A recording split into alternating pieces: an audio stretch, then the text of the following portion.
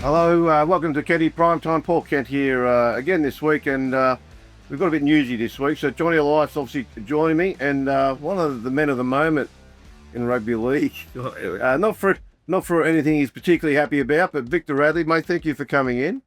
And mate, we'll talk about Origin first, but we're going to talk about your situation a bit later. Mate, I understand that you're not playing. You got the bye this week, so you got the stand down. You got a bit of time off. You're off on holidays very soon, so we'll try and get out of here and let you go on your holiday. Yeah, happy days. I'm sweet as though. Mate, just quickly on Origin before we move on. The fallout from Origin. A lot of it's around the penalty count. Yeah. Firstly, what'd you make of the game? I feel like the last two Origins weren't Origin-like.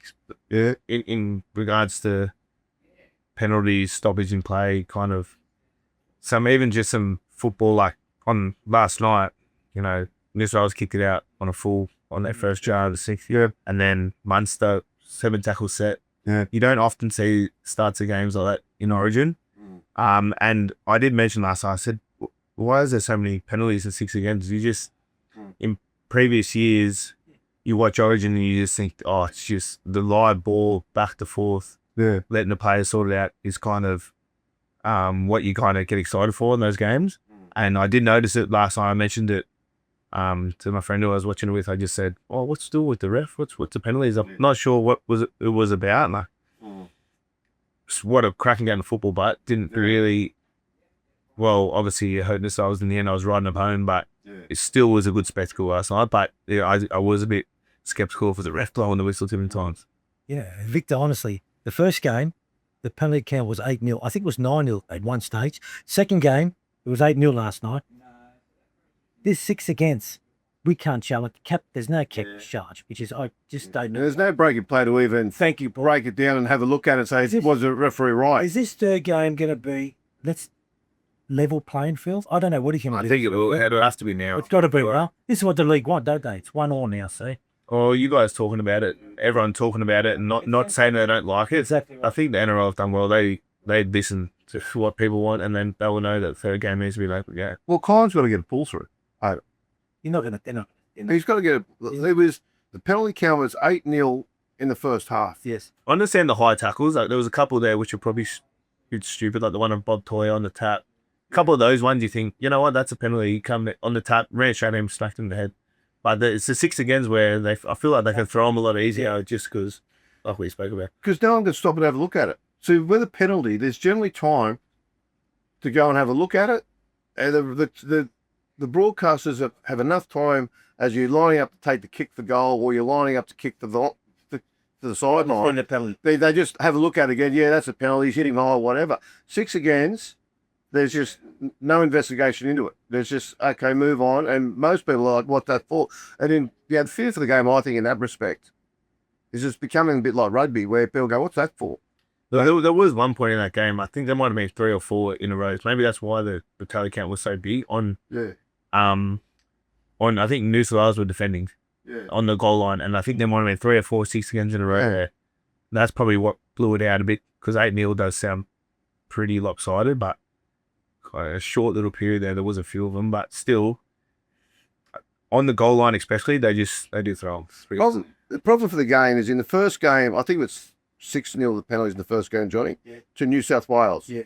New South Wales kicked clear, and it was 6-0 penalty count, and then for the rest of the game, for the second half of the game, it was 6-3 to Queensland, the penalty count. So they came back in the game, they had a 9-6 in favour of New South Wales. This game, it was 8-0 at half time. Queensland got won 5 minutes in the second half to make it 9-0. And then for the rest of the game, for the last 35 minutes of the game, the penalty count was 2-1 to New South Wales after getting at the 9-0. And it was 26 at half time. 26 cents over. At that level, game's gone. I think the NRL... Catch up. I actually think the NRL's got it's a serious issue that they need to address. But Victor said the right thing. See, we're talking about it all. People I get pubs are talking about it. Yeah, but and they're going to talk about corruption. Come the next... I don't know that corruption's a very... No. I don't mean it as a financial incentive. Yeah. But I mean it's corruption from the point of view, it's corrupting the integrity of the game. These penalty okay. I cannot believe New South Wales was so poor for 45 minutes and then suddenly dramatically got so much better. They didn't change. The referee changed. That's the issue in the game. That's the issue with the officiating. And we see that a lot in club football, but we do not see, I suppose, the fallout from it in club football because most people, as a fan base, it's like Roosters, enemy haters, I'll get over it, Roosters, you get them lucky to draw or whatever. They're not going to sit there and look at it. But that happens in club football too. It's an unconscious bias, which I've spoken about before, where the referee, it's like fans will watch their team play, don't they? And how frustrating is it for you guys when you're out there and suddenly you get this roll of penalties against you, possession, 6 against you, and you feel like, I'm sure, like the referee's just officiating, one side, not the other. Yeah, I feel like discipline's so important. It will cost us against Newcastle. We end up winning the game late, but I'm not sure if you watched that game. I'm not sure the penalty count was, but it was lopsided against us. Yeah. I look at it as our discipline, to be honest. We looked at some things, and maybe it was us, but when the penalties are against you, it kills you. Yeah. So the whole game these days is get out of your end, get the ball back to them, get into that live ball, and each 6 again of penalty, it's just like a knife in the back. Rick, I'm hearing what you're saying, but I think Paul's trying to say it wasn't so much discipline against New South Wales. He just kept over the belt. Last night was the 6 events. Yeah. They were 9 times worse than Queensland in the penalty count on stage, were they, Paul? Yeah, and let's face it, and for all the Queensland fans who are blowing up good luck now, in game 1, Queensland weren't that bad. Exactly. That's the issue. That's the issue because you've got two, and let's look at it this way. Essentially, the same 2 teams played each other again last night. Yeah. Not a lot of difference between the game 1 team and the game 2 team. Yet the penalty count was wildly different. Now, why? How come? What have they done differently? What did Queensland do differently to be so much better? I agree. What did New South Wales do differently to be so much worse? I can't wait for the third origin. Players out everything to be equal. Then we'll just see on a level playing field who wins. But the fact that it will be equal, I think, just illustrates the point. It does. That the referees are having a sort of, too much say, this bias in their interpretation. So you're trying to say a referee now, if he wanted to, can. I think it's very easy to get into. I think it's very easy to get into a routine whereby you're watching something, you've seen something happening, and then you continue to look for it, and to the point that you almost have blinkers on what the other side are doing because you're focused on, for example, in the Perth game, New South Wales were apparently so poorly disciplined. I don't believe that one, but the referee Klein was looking at New South Wales and kept ruling against them, but he wasn't watching Queensland. Now, Queensland, the first game, wasn't watching New South I Wales. wasn't watching. You know what I mean? Totally understand. But this time he'll go out. Look, game 3, I guarantee you, it'll be a 2-2 penalty count. It'll be very low. Think being equal? Yeah, it'll be very low. Yes. The penalty count in game 3, and I'll put that down to better discipline for both teams, which is bullshit. But it'll be a very low penalty count. And it'll be an even penalty count. There won't be, between the 2 teams, there won't be a difference of more than 2 penalties. Because the referee will be feeling the heat to let the players sort it out, rather than in both games so far, the lopsided penalty count has decided the result. In both games. Yeah. But anyway, enough of that. Let's talk about you, mate. So listen, so where are you at right now with your, so you've got the 11-day stand down for the concussion last week. Okay. So what's happening? Yeah, so we play Cowboys on Sunday, then we got the bye. So I've got 3 weeks to recover regardless, which is good. I see an independent specialist. I've seen him already this year after I had 1 in round 1. He's obviously my second. So if you have 2, you have to see him. But I've seen him after 1 anyway, just because the club wanted me to, and he's really good.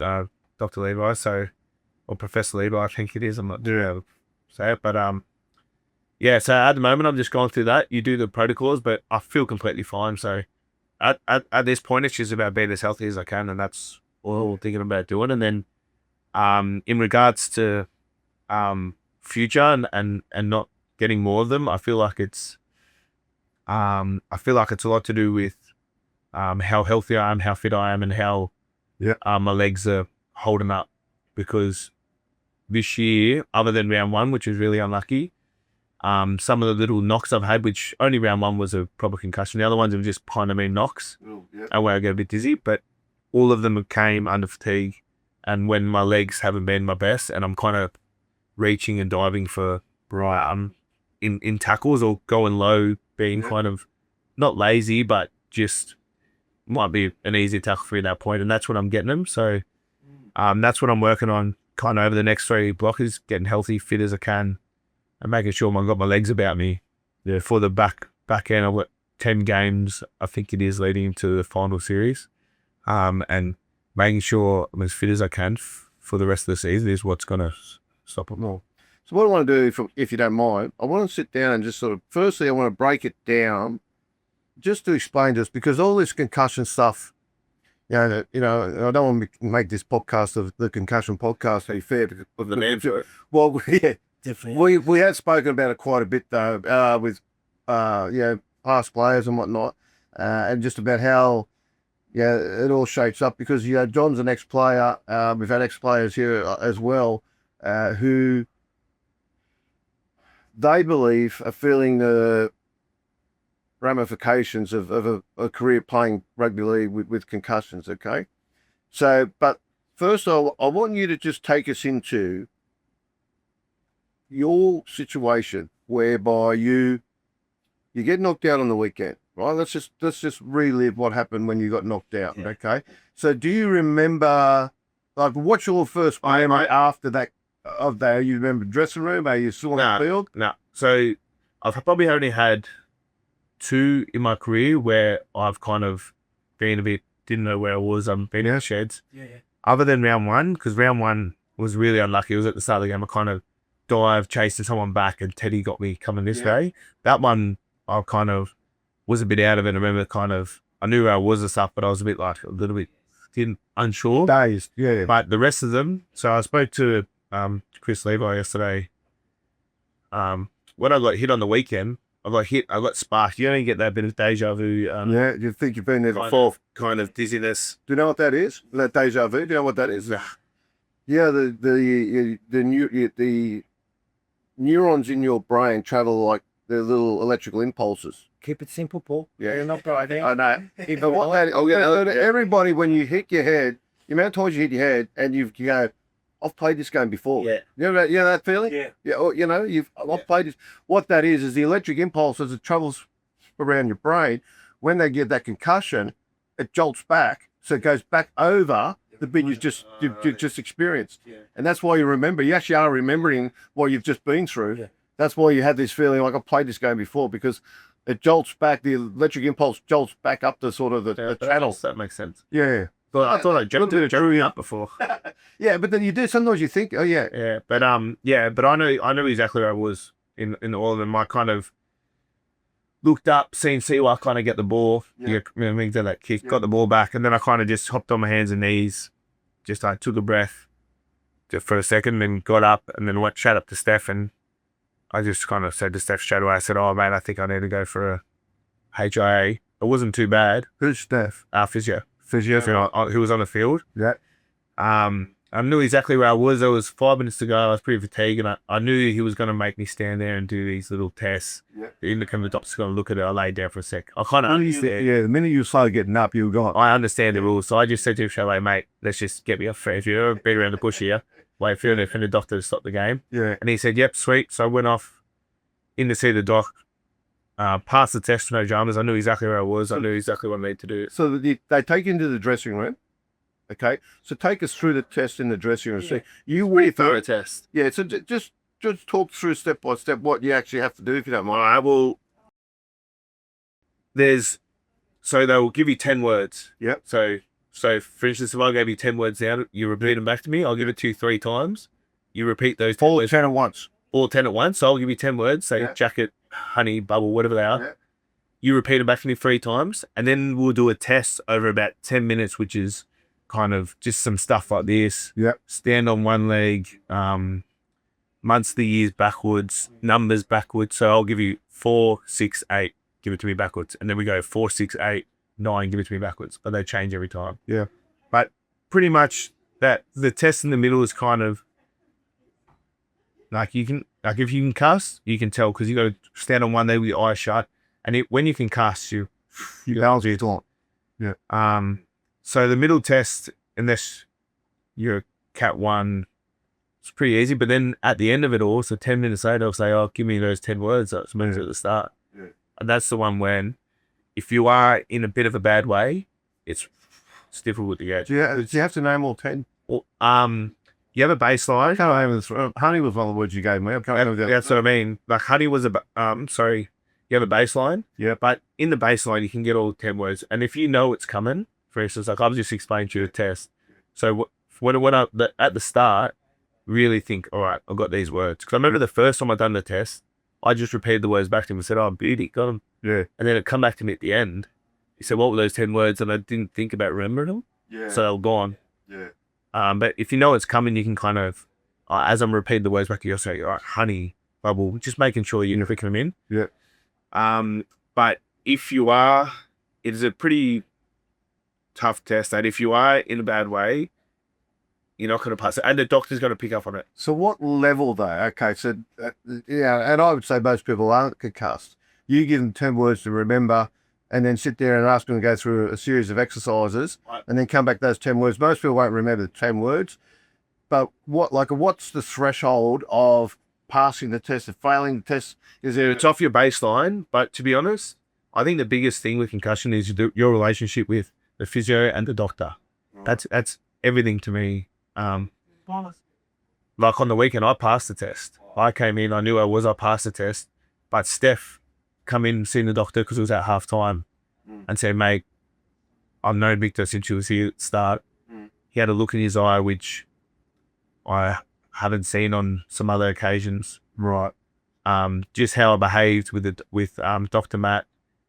They came together and said, "You know what, we're going to take this out of your hands, Victor. You're done the other day." So I passed the test. It was a category 2 from the NRL, which means I could have gone back on. Yeah. But it was a relationship I've got with our doctor and our physio. That is everything to me. That test, and I'm thankful for them as well, because that test, yeah, it's important that we do it, but that's not how we should look after our players. It has to be with relationships. That's why I don't think there should ever be an independent doctor. Yeah. You've got to have a doctor that's known me for years, a physio that's known me, so he knows how I behave, he knows what I look like, he knows like that face-to-face test that you get, which is why I got pulled out the weekend. So I spoke to Robbo yesterday, and he obviously had the conversation with the docs and stuff, and he said, "Oh mate, they made the right decision." Yeah. He was happy that they've got my back and stuff. So relationships in that area is the biggest part of it. Sure. Category 1 and Category 2. Obviously, you failed at Category 1. See, it's a stand down automatic for 11 days. Okay. Category 1. Yes. Stand down. What goes on in those 11 days? We just want to. Supporters want to know. Yeah, You do have the to. protocol. Yeah. Yeah. What goes on? You stay off training. Just tell us what. No, there's a protocol. It's Yeah. it's obviously different. Some people might have symptoms. I don't get symptoms at all. Okay. You know, I feel You've had the symptoms before. Could you tell us what goes on with the symptoms and without? the only time I felt symptoms was one against Melbourne when remember I got properly knocked down. My front, I had a bit of a thing on the ground. And that wasn't symptoms that headache at all. Just I remember the next day I was in Bondi, and I remember just feeling a bit airy in the head. It wasn't it was almost a good feeling, if anything. I was just you know what I mean? And I was just a bit airy, and I just wasn't completely Yourself. there. And it wasn't a bad thing, but for me, any time I get something like that, all I think about, I just done it growing up, was salt water and sunshine. So if I'm not feeling great, like I did in that Melville one, I remember the first thing I did, I was at home, I said, I don't know, I said, "Taylor, let's go to the beach." I went down Bondi, went for a swim, sat in the sun, still felt airy, didn't feel bad, but you know, that's nature's cure for me. But the training, do you have to go do the contact? Do you stay? Yeah. There's a protocol that you follow.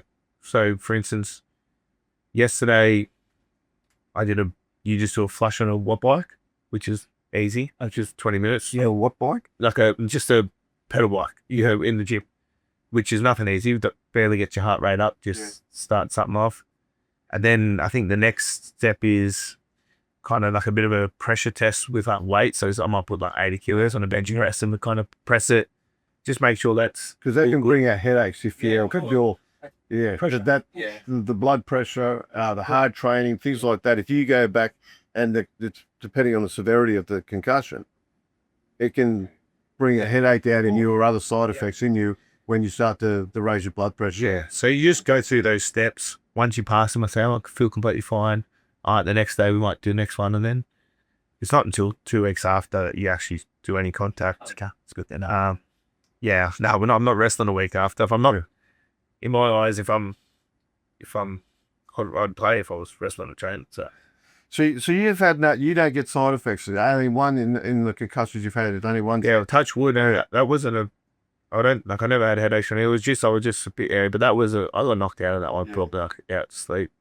But the rest of them, I'm just those ones where I kind of get a hit and I get a little bit dizzy. And speaking to the professionals too, I feel like you can do work on that. Yeah. Because I get pretty dizzy easily, you know what I mean? I'll have my son at the park and kind of be swinging him around on the circle. Yeah. Couple of times and I think, oh, geez, I'm dizzy, or grab his hands and turn around once, I think I'm a little bit dizzy. And the research that's done now is you can actually work on, I can't tell you his words I use around it, but kind of your equilibrium there and in the ears, which isn't damaging at all to your brain, but you can actually get better at that.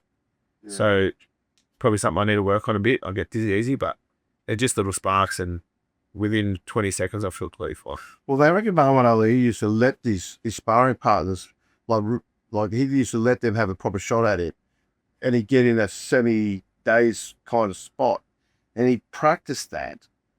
So when he got in that situation in a fight, he wouldn't panic, or he wasn't unfamiliar with it, and he'd know how to find his way out of it. But we all know what happened to Muhammad Ali. So that this is a lot different. This isn't like slap me on the side of the head. It's just kind of some movements. That it had nothing to do with the brain. I think they call it that inner ear stuff, bombs or something. Right. Call it.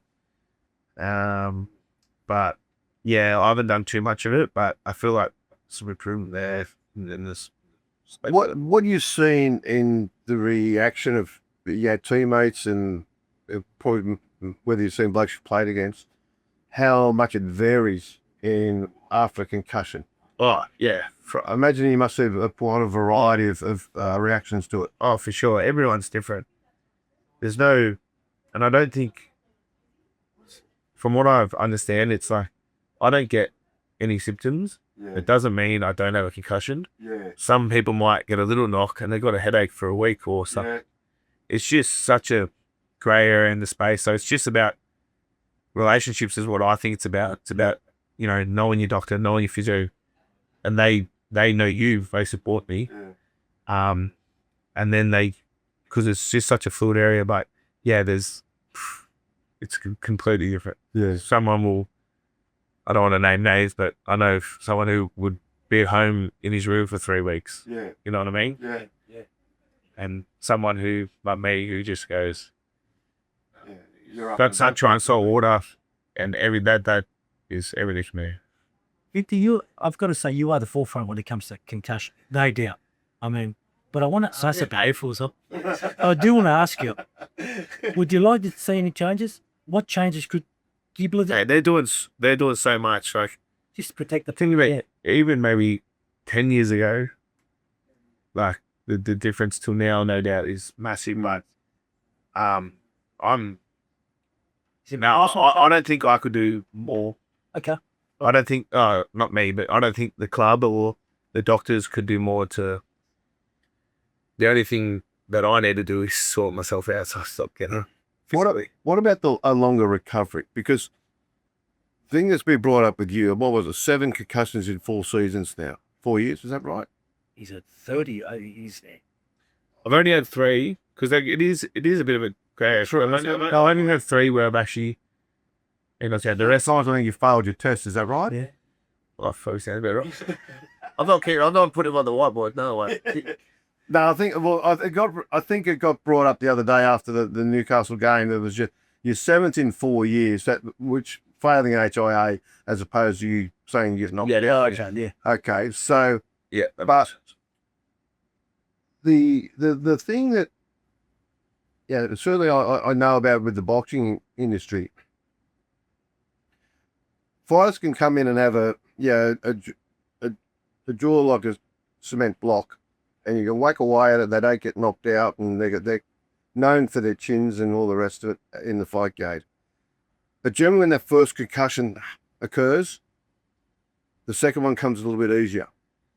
And then they continue to fight. The third one comes a little bit easier after that. And that's what happens. And I've spoken to Spud about this. So Spud Carroll, and he has a saying that concussions stay in your body. And even now, he's a personal trainer. He does a lot of boxing with his clients.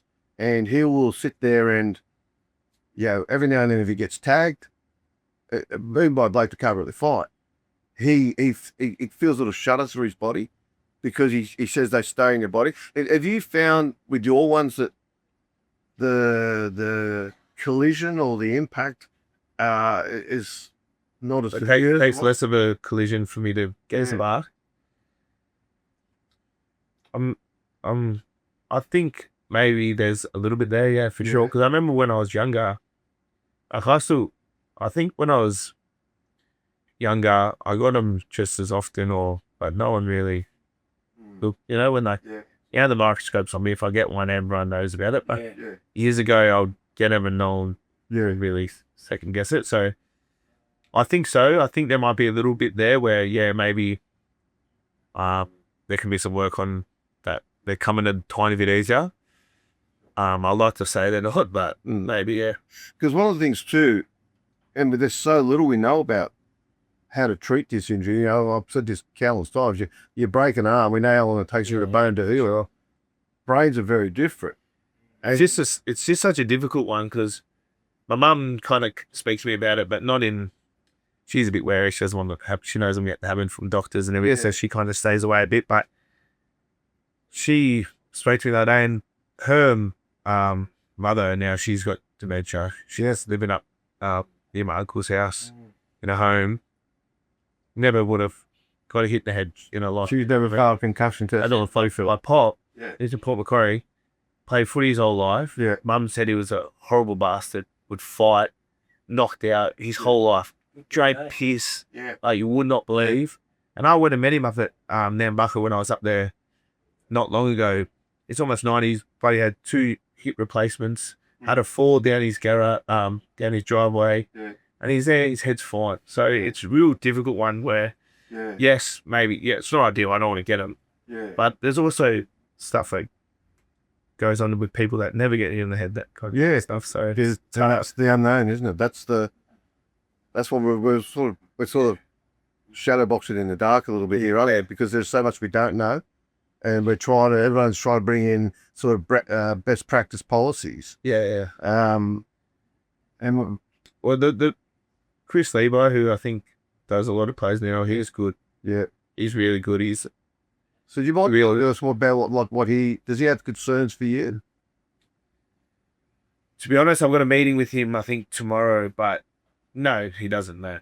But he's just good. He just pretty much says to me the biggest thing that he wants out of it he's probably 60, I would say roughly. He says, when you're my age, I want you to be good as gold. That's his biggest thing. And he said, I'm not here trying to cover my ass or anything, because by the time you're my age, I'm probably dead. So not. So he's real honest, good. He's not looking to go cover his ass and go, no, you're done, just for the sake of it. He wants me to look after my head and play as long as I can, be healthy when I'm older. So I'm going to say it tomorrow, but there's not much more to say about it. I want to get away from concussion. I'm going to get Victor, Derek, Red. Correct? Correct. Allegiance to Engel. That was 2018? You got your allegiance? No, that was 21, the World Cup year. Well, the World Cup was. I say that because I think Paul will agree with this. You walk up, start to play for New South Wales. But once you give your allegiance to a you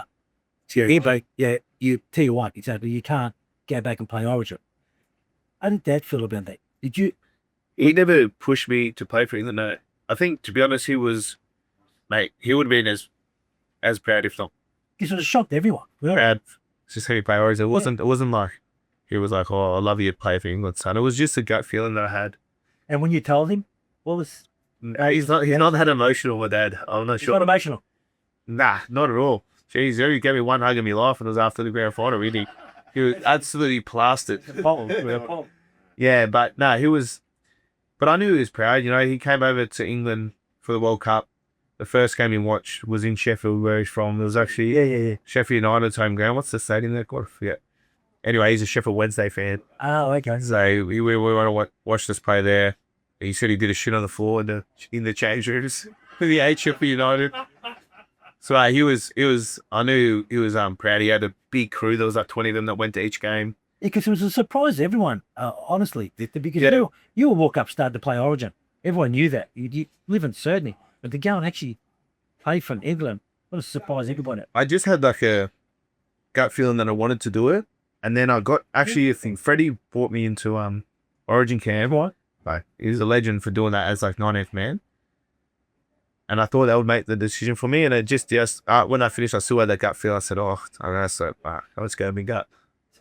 So when you actually put the jersey on that, how did you feel? Oh, yes, yeah, I was, mate. Honestly, it's been the best times of my life. Seeing my dad, I actually know where he's from. I know where my family's from. I spent so much time there now. I've done 3 tours. I don't know. I'm proud. I remember my first jersey I wore.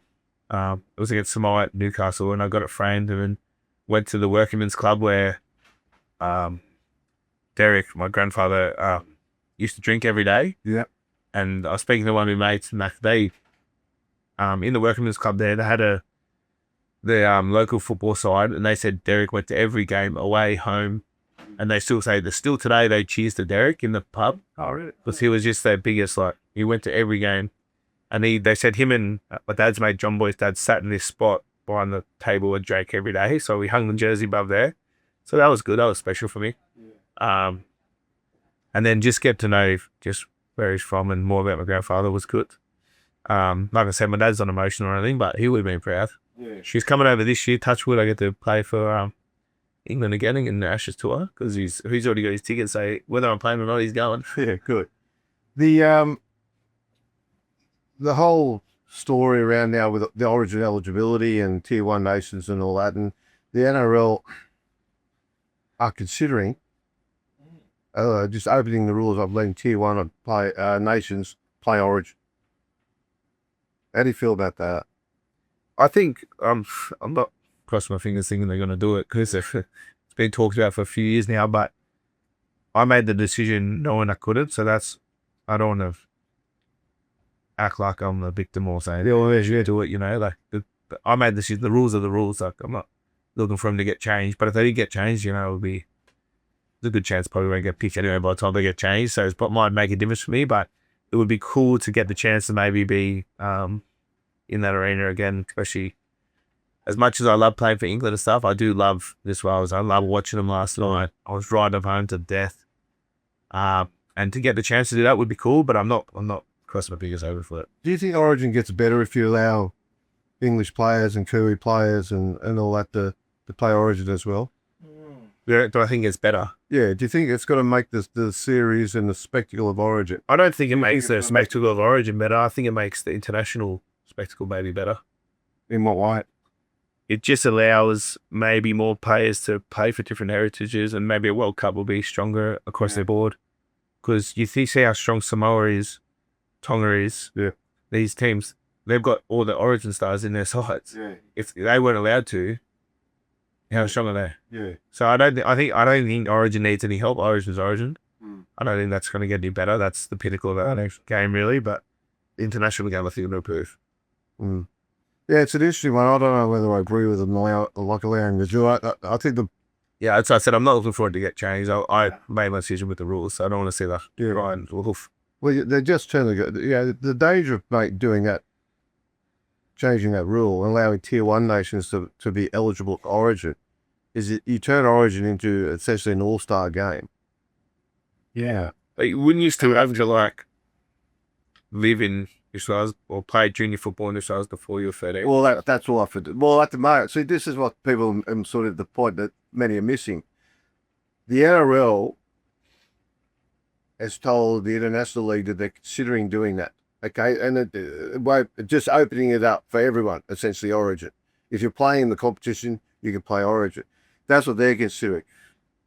Yeah, what I've been told is 2 state leagues, New South Wales League and the Queensland League, they've basically said, well, the NRL, this is the stupidity of the NRL sometimes. The NRL might go ahead and make that change, but we still pick the teams.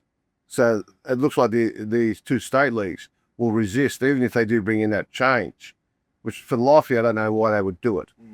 But they will still resist it and say, well, we won't pick players, and they will keep it to what the traditional criteria is now, which is where you played. Well, if I was a selector, I had this difference between, say, myself, someone who was very close to get picked together, but hasn't turned his back on him a bit. Probably pick it on you. Well, you would, but the situation will come, which will test their nerve, is when a player, say like a Sam Burgess, comes to the competition, and he's just so clearly, Gonna tell me accent. but he's so dominant in his position, but he's clearly not eligible in any way. Will if they make this change, they'll definitely that'll be those first little chink in the armor, I think, if they do that. There'll definitely have to be rules around playing junior football. Well, that's what the state leagues want to keep, but the NRL's considering just overlooking all that. That's crazy. I don't know how they get these ideas in their head sometimes, that they want to go down this rule. The Roosters this year, mate, it's been a funny year. The start of the year, it looked like it was going to be a bit of a long season for you guys, but then you've come good. You're playing some pretty good football, aren't you? Like you probably gave a little bit of ground away at the start of the season, but I tell you what, the way you guys have come on. Yeah, definitely. It's the young crop we got coming through, and it's probably a big rap to the academy and Orbo, Jake Friend, who then brought these players through, like Siwa Wong, Silvessi, Benaya, who else even? Well, not really Hugo, but Sandon. Like they've all come through this academy, and I think after, what is it? How many games? Around 13. They're playing some good footy. They're taking on games. These young kids, and I think, it's been a massive win for us. Really enjoying playing footy with them. Yeah, and I'm loving it at the moment.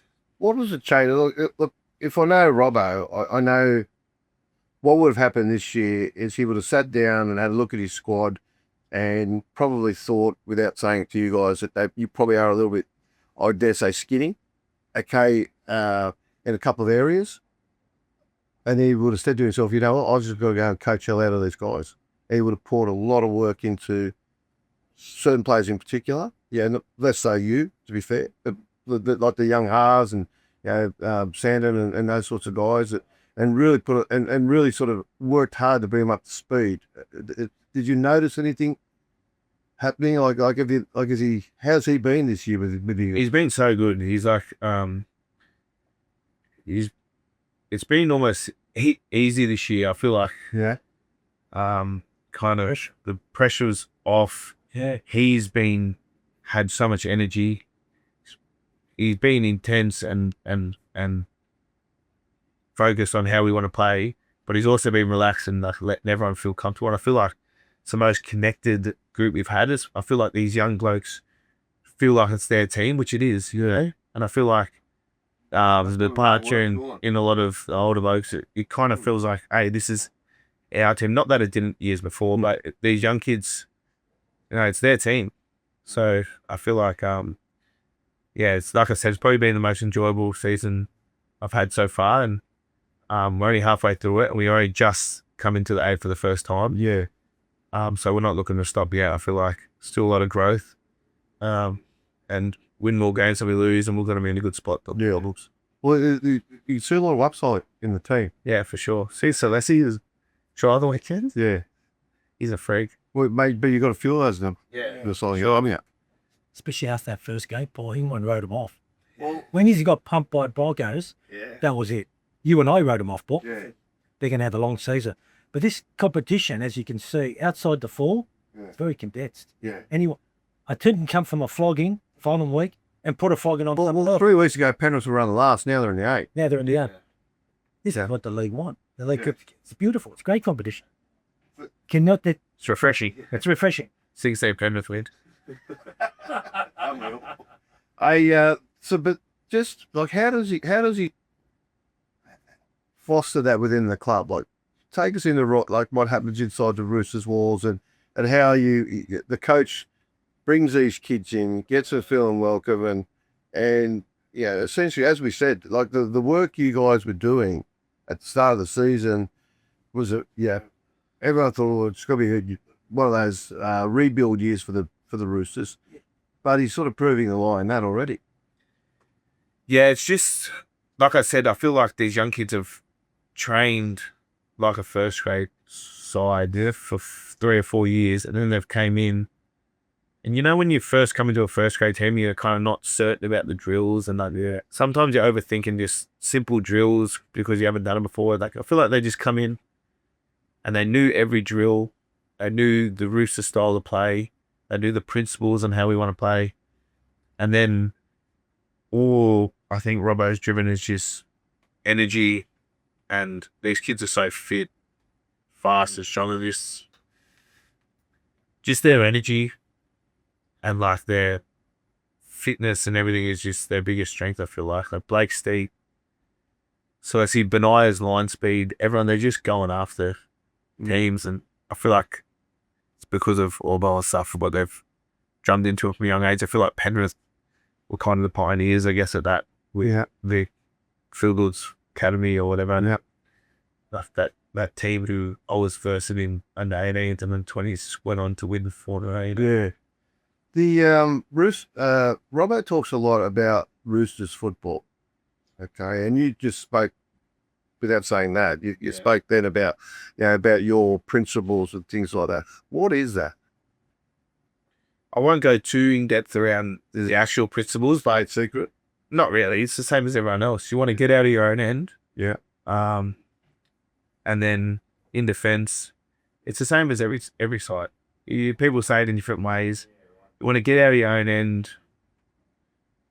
I feel like the Roosters way is never trying to shirk to go around teams. Yeah. I'm not sure how much you notice that, but we wouldn't go into a game going, all right, we want to shift here to break them down. You want to take on the team physically. You want to kick the ball back to them. You want to D up hard, and you want to try and get into a bit of a grind. And I feel like Penrith won 4 comps on doing that better than anyone. Yeah. Does it? And the best defensive sides and the teams that can go in that live ball the longest to break teams down win the comp, essentially. Right. And when you say live ball, you mean the ball's not getting kicked into target. You want to keep it in play. It's in play. So you want fatigue. Yeah. You want to say who breaks first. That's the most pure of football. And I'm looking at the last Melbourne graded that, Penrith, who won before us. The best defensive sides and the best field possession teams and the ones that can do it the longest win the comp. So it's not a secret. Like it's hard to do. Yeah. It's all well and good to put it on the board. This is what we want to do, but it's bloody hard to do. Yeah. The drive in that from the coach's point of view, like how much work has been put into those kids to get them ready for this? Because It's pretty aggressive, these kids. It's not like they're getting special treatment or anything. They're just tough.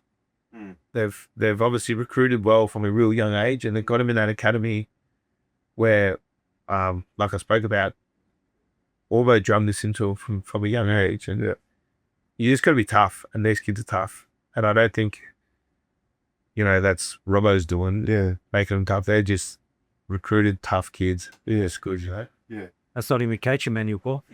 Courage and toughness. Forget. They can teach you a lot of things, but they won't teach you toughness. That's something they can't teach you. Victor, you play a more pivotal role now. I love the way you play. Your game has changed a little, hasn't it? Yeah, for sure. Always. You're playing that pivotal role. As a ball player, I just want to know, what do you look for when you play that extra pivot? I mean, you're looking for the eye contact? Is it the shot? What do you see? I've got a very simple role. Yeah.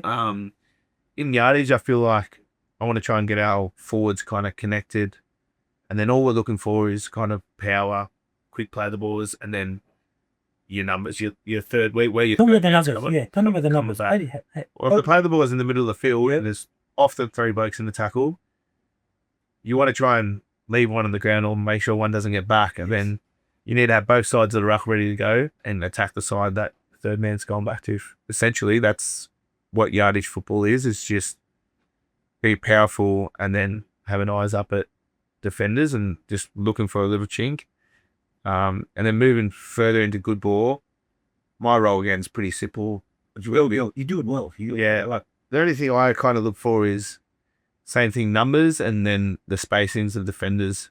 And I feel like if this defenders are kind of tight in front of me and the spaces are wide out there, I might try and give it a little bit earlier. But if they kind of, you call it fence paddling spaces, where kind of they all look pretty similar spread apart, that's a indication that we should go through them. So they're 2 little indicators that come from me. If the spaces are wider here than out here, I want to probably go through them. And then the tighter here, so they're probably good. But yeah, the fence paddling spaces is probably biggest gift there. Who calls all your plays then? So like when you're playing that role, are you Not really, no. you just call when you want the ball? Do you? Or? No, Hugo will in yardage. It's kind of a free fall. You just want to get connected in your forwards. Teddy's attached, halves are at the back on and driving. But in good ball, that Hugo's at the moment, Hugo's in control and he's good. He's got a good voice. He's confident. He's clear. Kind of lights up the first couple of plays for you. But you never want to say, "Hey, this is what we're doing." You want to say, "Hey, boys, this is the first 3," and then on each play, everyone should be looking up. For instance, if we called something where we want to go to the right, like standing on the left should be looking up. Hey, if they've only got 3 here, I'm going. Yeah. If we want to do a play where we're kind of tipping it out there, but the wider spacing's right here in front of me, for instance, dummy half might get up and push through there. We're lighting stuff up so we're connected, but the connection's only to use our vision. That makes sense. Yeah. And Hugo, he makes all the calls though. Hugo will So it's still light them up. And then obviously once the set's rolling on, then it's Sam and Teddy, myself, I might call something. I'll call something and get overcalled with the half coming because they're in control. That's it. And I feel like they've been good at it this year, especially Teddy's. When's Teddy's out of control this year. So. the great Sammy coming back? Sammy Walker. Won't be long now. We've only back last week and he broke his thumb, so I think I've done the same ones like 4 to 6 weeks, so it won't be long. A few more weeks to his knee. Right, Paul, whatever happens this year with the Roosters, they're going to improve so much next year, especially the number 7 cover from Manly. Is that correct? Yeah, is he coming? I don't know. Please. Paul? Well, we don't know. No, well, look, he was, I would say, 6 weeks ago, a certainty. And Speed and spread Children's and everyone. well, Where's wasted energy? the whispers are that the Roosters are wondering whether they really need him. Yeah, maybe it's too late. For the money it's going to cost and for the how well, the likes of Hugo are actually playing, I still think it'd be a great asset. of course you will. But you're only going to have it for 2 years, if you do. I mean, they want to build this club up and get the. If you don't want to run the risk of, because I'll tell you now, if he comes Hugo, I'll look to go elsewhere. And I think that's a big risk to take because he's a quality player. Oh yes, but He's local boy Hugo. He will stay true. Yeah, Regardless. is he from your old club, the Clavelli Crocodile? I think he played for Coogee, but he's a Brody boy, so he's well and truly local. Yeah, he's a local. Yeah. But yeah, I'd like to say that's wasted energy that stuff for the minute. I think we're connected so well, so Yeah. every time it gets brought up, it's just like, what's the point talking about it? No one does. Just leave it till someone says so. I imagine within the club, everyone must have got to that point too. Because first off, it would have been, is it real? Is it real? Is it happening? Is it true? And then after all, everyone would have been, well, I've just had a gutful. Yeah, Talking about it. not for me, but maybe got brought up with maybe some sparring, but at the moment, it's completely not on anyone's radar. The player's perspective, that's a lot higher pay grade than what we're doing at the moment. We're worried about, each bear. What do you make of this season? It's an unusual season in many ways, isn't it? Like I said, only 3 weeks ago, or roughly, might have been 4, but it wasn't any longer than that. Headed for running last. Now they're in the 8. You guys have you've been a slow boil, but you're coming on now. Yeah. And you're looking really well. You're looking like a. To be fair, you're looking like I didn't think you were going to get there this year. I thought this year was just going to be one of those write-off seasons. Get your salary cap back, go out, and you know what I mean. Like you did, Roosters did it about. Oh, Robbo did it about 10 years ago, very successfully. I thought he was looking to repeat that. But you look at it, it's an unusual competition. You're catering Canberra, and the Warriors are sitting top 3. I know we just played obviously Bulldogs and Canberra in the past month, but the confidence and the feel around the side, we're very present. I feel like this team's not looking too far apart. We're not talking about much else other than this moment, which has been really refreshing. Everyone's just going after training and stuff, but the feeling of the side is, hey, we're a side, good team. Let's keep working hard each and every day. Hey, the ladder will take care of itself, and then we get the finals. Let's go. You see that in you, though. Your body language. I think your body language is just for what was the beginning of the season. Oh, you got this. It's like you're aware of your presence a bit more now, and you there's a confidence in the body language of the Roosters now that, and just the aggression on the field. And I mean, I don't mean that aggression, the violent sort of aggression, but I just mean the aggression as in there's a real intent that you're playing with now that you can see, whereas start of the year was a little bit, a little bit uncertain. I would say. We were a new team, and we spoke at the pre-season about who we wanted to be, but it's all well and good to speak about it, but you need time and you need proof.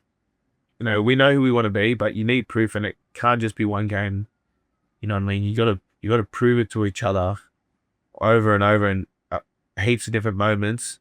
And then that's where the belief builds and builds and builds. But we did always believe, but the proof has just got to keep coming in. And it's been coming in spades at the moment. So how tough is that, though? Because if you look big picture, some teams for years have struggled to get off the bottom of the ladder, to sort of have really struggled to transition from where they've been sitting on the ladder to a higher place on the ladder. We've seen the same teams generally at the top of the table for many years. How difficult is it to go out and do that and what you live in the present, but also just sit there and recognize where you're at, and when you talk about doing things for each other and all that sort of, and building on all those little things. Now, by right, you would imagine that's what every team should be looking to do. But you guys you're doing it all in one season. It's not easy, especially week in, week out, especially young boys. I'm obviously been leader for a few years, but I feel like this year I've had to do a lot more. It's not easy, but I feel like we're in the best environment to get it done. I feel like. In what way? Robbo's done it before. Yeah. We know our systems. Yeah. Our system works. Mm-hmm.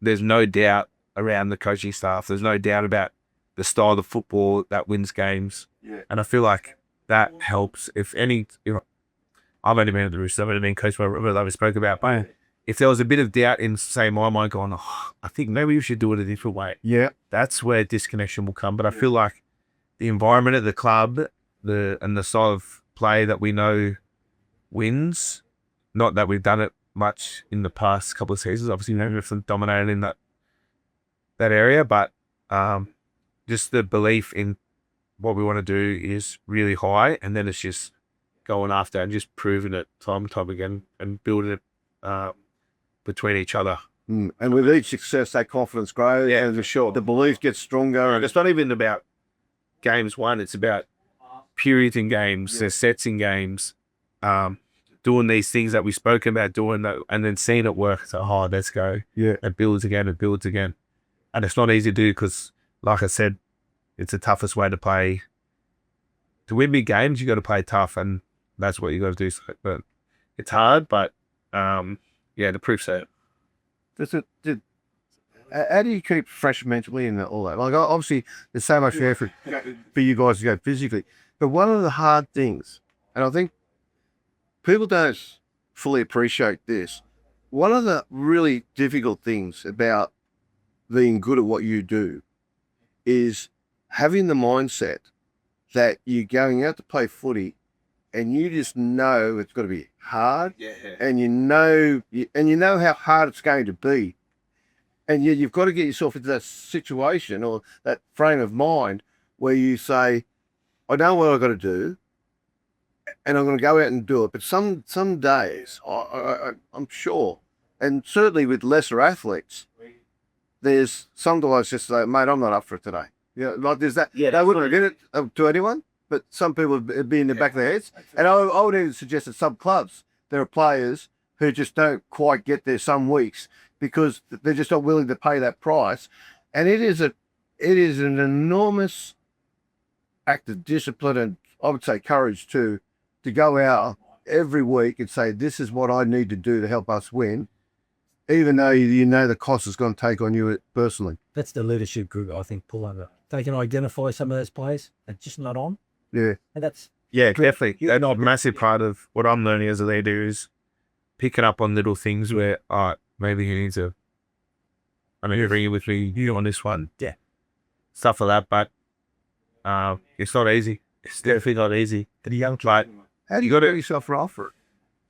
for myself, and Robbo's good at this, he makes sure there's some stuff I do often feel that I probably have been poor in the past where you got to do stuff that kind of fills your cup up a bit. But for me, before each game, maybe sometimes I'm thinking, it's going to be, I've been through it again. But you got to have a why of why you're doing it.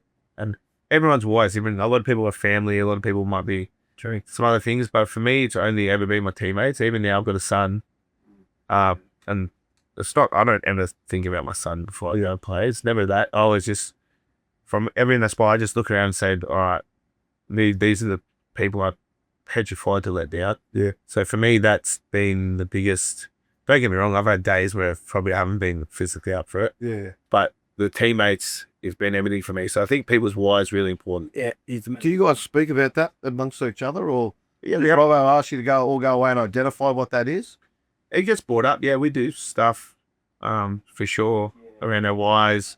Sometimes if we have camps away, we might split up into groups and ask some questions. Mightn't be our why, but some things about family or, stuff just help us be connected. But it gets brought up. Sometimes you do things where you want to have 2 players a day come and just present something around there. Why or whatever. But it's so important because if you don't have that, then it's tough to be mentally up for it everywhere. Well, that's where you start to question, do I really want to keep doing this? Yeah. The other thing is, if you make it, like you spoke about, you got to make a decision the day before the week of that you're going to sign up for it. Because if you don't, it's the only thing I say is, if I don't sign up for it, turn you, and I'm playing like a cat, it's going to be fucking hard for me. Yeah. But if I do, it's going to be hard for me too. But at least I can come off the field with me head held high. Yeah. Regardless, you know, if you go out and you play like a cat, you're going to have a tough game and you're going to be as physically rooted. You might as well fucking go hard. Right, young. Be up. Consistently consistent. Yeah. That's the key. Yeah. I like that, mate. Yeah. You got to get best. Victor. Great show, Paul. It's always a great show. It will be. Hey, but I'm not finished with you. But 3 questions I want to ask you. Okay. Last week he got 2 out of 3. I don't think anyone will get 3. You're safe in this. What's this trivia? I had a concussion on trivia. I think you're safe. I think you're safe. You might not even be one. Who's the funniest player you've come across? Funniest? Funniest. Oh, Dylan Napa for sure. Or the other one's Hargraves. Mate, Dylan Napa is fucking hilarious. Really? He was with us the past 2 seasons. He's not this year. He's retired now, but and he played cup and he was a big leader in our cup side, and our cup side just started as a Roosters team, so they actually needed that leader there. But just having him in training was fun.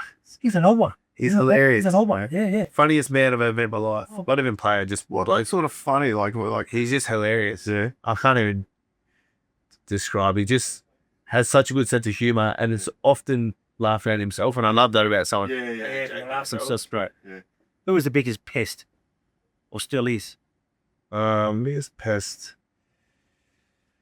Probably Brandon is just bit of a retard. There's no derby more. He's got. Yeah, no, he's on here. We just have 6 hours. Yeah, I love him, bro. He's good. Yeah. He's annoying.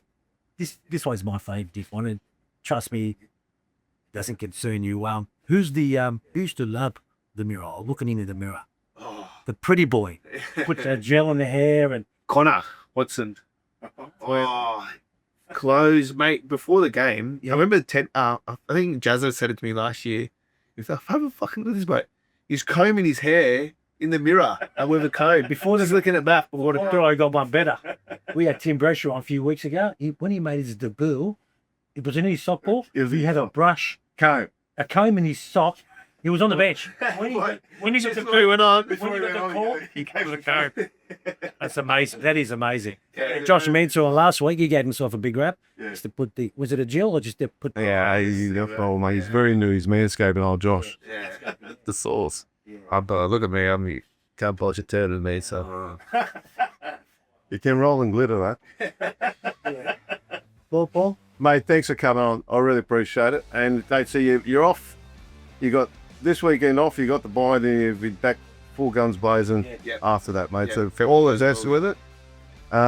Look, we did want to sort of hammer you too much and give you a concussion ourselves. So, mate, I really appreciate you coming in. Thanks very much. Got an oxygen chamber after this, so I saw be all right. Nothing wrong with that. You get that blood filling. You're right. Thank you, Victor. Thank you. Cheers. Thanks, mate. Cheers. Thank you.